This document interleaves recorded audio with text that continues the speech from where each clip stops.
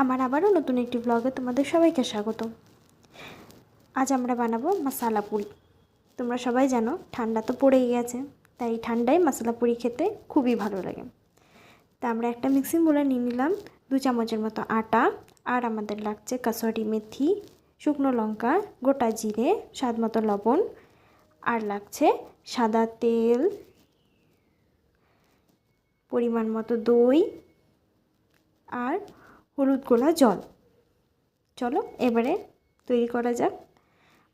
আটার মধ্যে আমি সবথেকে প্রথমে দেব স্বাদ মতো নুন, 1 চামচ গোটা জিরে, আর 1 চামচ শুকনো লঙ্কা, 1 চামচ কাসুরি মেথি, আর দইটা ফেটিয়ে রাখা রয়েছে সেই দইটা আমরা দিয়ে দেব। এরপর আমরা দিয়ে দেব পরিমাণ মতো সাদা তেল। এরপর আমরা ভালো করে এটা হাত দিয়ে মেখে নেব। একটু একটু জল দিয়ে দিয়ে আমরা এটাকে ভালো করে মেখে নেব, যেন মাখাটা ভালোভাবে শক্ত হয়।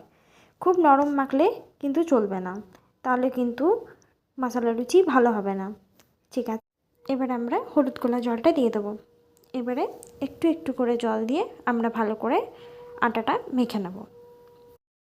আটা মাখা আমার কমপ্লিট। তোমরা দেখতেই পাচ্ছ খুব শক্ত করেই আমি আটাটা মেখেছি।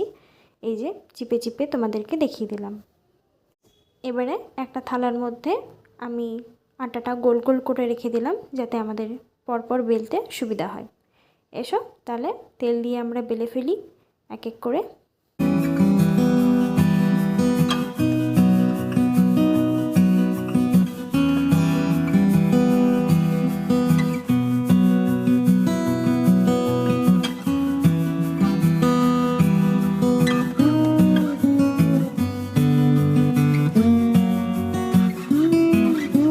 আমরা কড়াই গরম হতে দিয়ে দিয়েছি।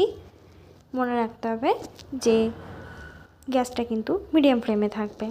সাদা তেল দিয়ে দিয়েছি আমরা গরম হতে। তোমরা দেখতেই পাচ্ছ তেলটা প্রচণ্ড গরম হয়ে গেছে। এবারে আমরা এক এক করে পুরিগুলোকে ভেজে নেব।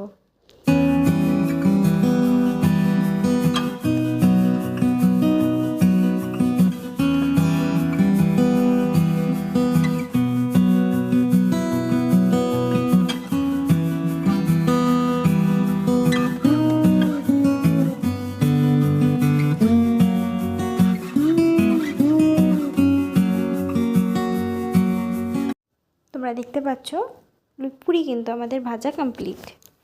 এরপর এটা যে কোনো আলুর তরকারি বা ঘুগনির সাথে গরম গরম সার্ভ করো, জাস্ট দারুণ লাগবে। আজকের ভিডিওটা এখানে শেষ করছি। দেখা হচ্ছে আবার অন্য কোনো একটু